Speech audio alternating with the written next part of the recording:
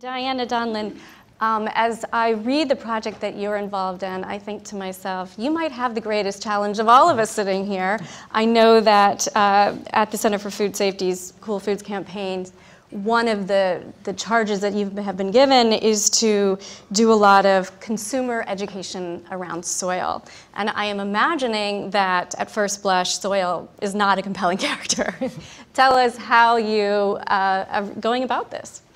Sure. Well, thank you, Allison. So I'm going to tell you a quick story about an unsung hero, soil, and about hope and about solutions. So just approaching things from a climate point of view, we all know that our atmosphere is overwhelmed, and we should be at this magic number of 350 that we're not supposed to exceed, and we've exceeded it.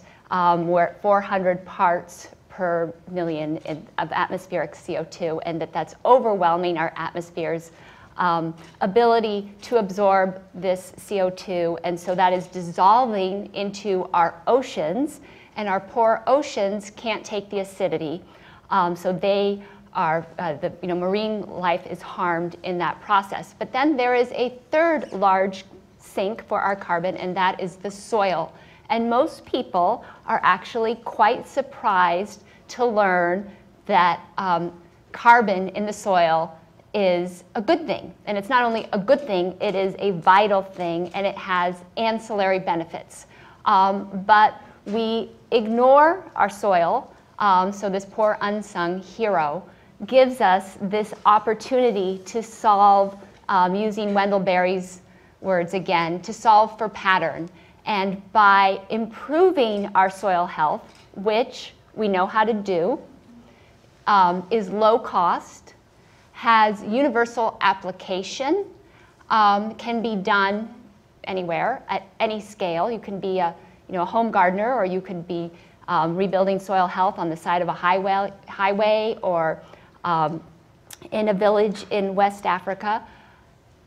It has all these co-benefits. So for climate, absolutely, we have such an opportunity to rebuild the carbon that plants, through photosynthesis, they intake the CO2, and then they bring the carbon down into their roots, and some of it goes down. The further down the roots go, the further the carbon is going to go into the ground. And some of it is more stable. The further down the roots go, the more stable the carbon is. So there's the opportunity for climate. There's the opportunity, obviously, for health and nutrition, because we are only as healthy as our soils are. And I think Brian mentioned resilience. In order to have resilient food systems, we have to have healthy soil. But sometimes I think we forget that. We just take it for granted. And then, of course, another global problem is fresh water availability. And when you have healthy soil, the soil builds what are called aggregates. And the aggregates allow little pockets of air, and the water can percolate down into the soil, and the soil can become a big sponge for fresh water.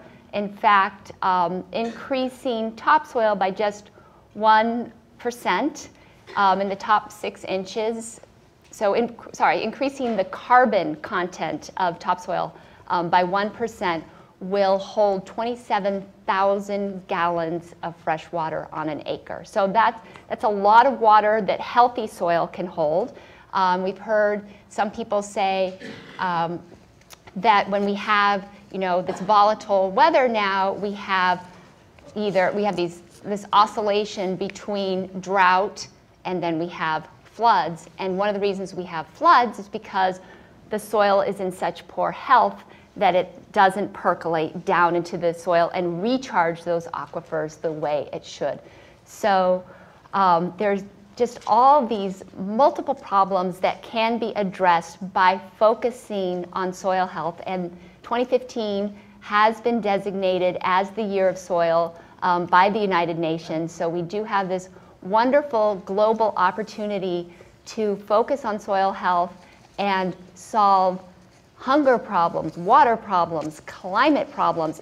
And this is, the numbers vary, but Ratan Lal, who is a soil scientist at Ohio State University, his estimate is that our cultivated soils have lost 50 to 70% of their carbon content. So we have this enormous opportunity to rebuild them and sequester vast amounts of carbon. In fact, this same professor, Dr. Lal, estimates that of that 400 parts per million number that I mentioned, over the next century, we can sequester 75 to 100 parts per million of this atmospheric CO2. Now, this is not to say that we shouldn't be doing other things, but this is a tool that we should be adding to our toolkit. So we should really celebrate soil as this unsung hero with a lot of hope and opportunity. Thank you.